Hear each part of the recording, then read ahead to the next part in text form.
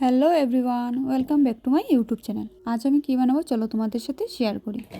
প্রথমে আমি আদা, রসুন, পেঁয়াজ আর কাঁচা লঙ্কা এইগুলোকে পেস্ট করে নেব।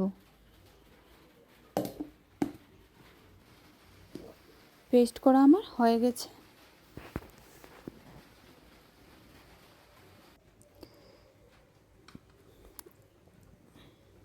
এই যে দেখছো, এটা কিসের মাংস বলো তো? এটা ছিল পাঁঠার মাংস, অনেক বড় বড় পিস ছিল। তো এর মধ্যে থেকে আমি ছোট ছোট পিসগুলো বেছে নিয়েছি রান্না করার জন্য। তো আমি এখন প্রেসার কুকারটা গরম করতে বসিয়ে দিলাম। তারপর এর মধ্যে দিয়ে দিলাম অল্প তেল। তেল গরম হয়ে গেলে আমি এর মধ্যে দিয়ে দেব আলু, অল্প লবণ, হলুদ দিয়ে আলুটাকে লাল করে ভেজে নেব।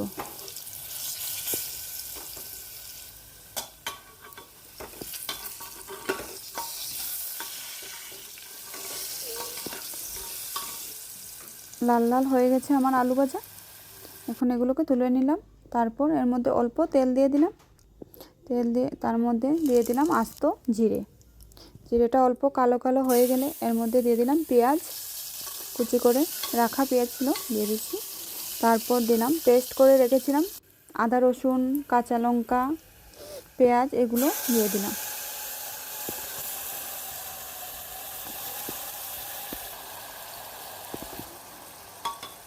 এটাকে ভালো করে মিশিয়ে নিলাম তেলের সঙ্গে।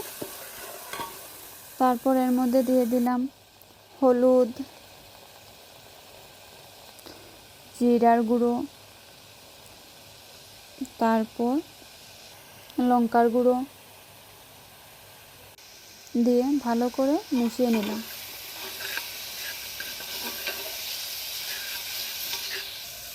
তারপর যেটার মধ্যে পেস্ট করেছি এটাকে ধুয়ে এটার মধ্যে দিয়ে দিলাম। তারপর এখন দেব কাশ্মীরি লঙ্কার গুঁড়ো।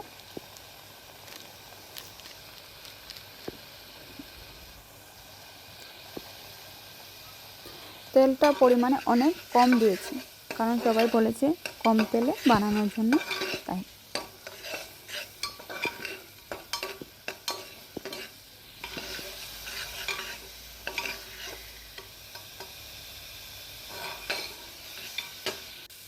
তারপর এর মধ্যে দিয়ে দিলাম লবণ। ভিডিও বানানোর চক্করে আমি লবণ দিতেই ভুলে গিয়েছিলাম। হঠাৎ মনে হলো আমি তো লবণ দেইনি এর মধ্যে।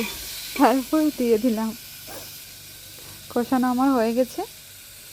তারপর এর মধ্যে দিয়ে দিলাম মাংসগুলো, দিয়ে ভালো করে মিশিয়ে নিচ্ছি।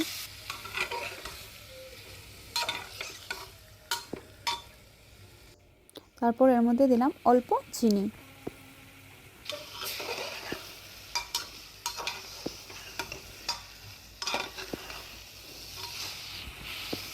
তারপর এর মধ্যে দিয়ে দিলাম ভেজে রাখা আলুগুলো, দিয়ে এটাকে ভালো করে মেশাচ্ছি একসঙ্গে, কারণ আর সব কিছু প্রেসার কুকারের মধ্যেই হবে।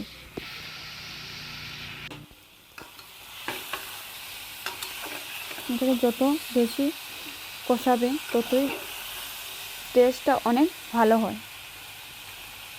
তারপর আমি জল দিয়ে দিলাম।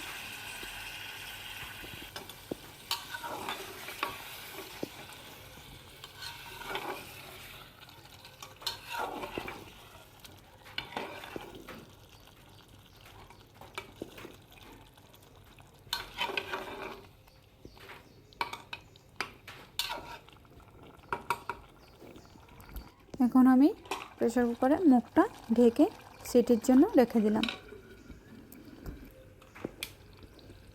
এদিকে সিটি হতে থাকুক, আমি এর মধ্যে গোটা গরম মশলা কুটে নেব।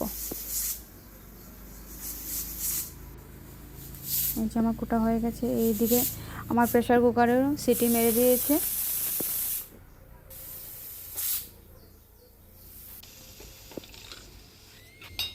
এখন আমি হাফটা বের করে দিলাম।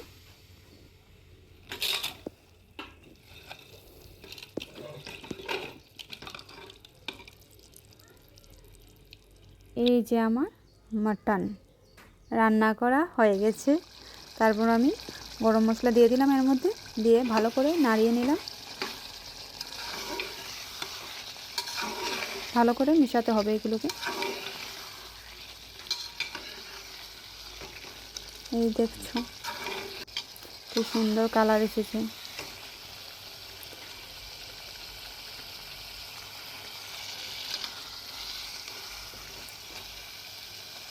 লাল লাল কি সুন্দর কালারটা এসেছে।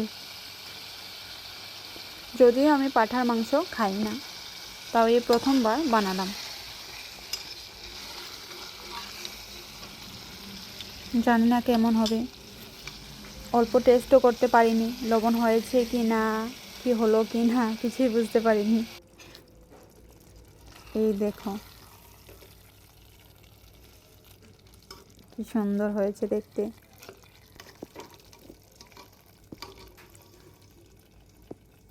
আমার রান্না করা হয়ে গেছে। প্লিজ তোমরা আমার সঙ্গে থেকো, সঙ্গে থেকে আমাকে এইভাবে সাপোর্ট করে যেও। আমার ওয়াচ টাইমটা কমপ্লিট হচ্ছেই না কিছুতেই। প্লিজ তোমরা একটু সাপোর্ট করো। তোমরা যত সাপোর্ট করবে আমার ওয়াচ টাইমটা তত বাড়বে। একটুকু আমার হেল্প করে দাও প্লিজ প্লিজ প্লিজ প্লিজ।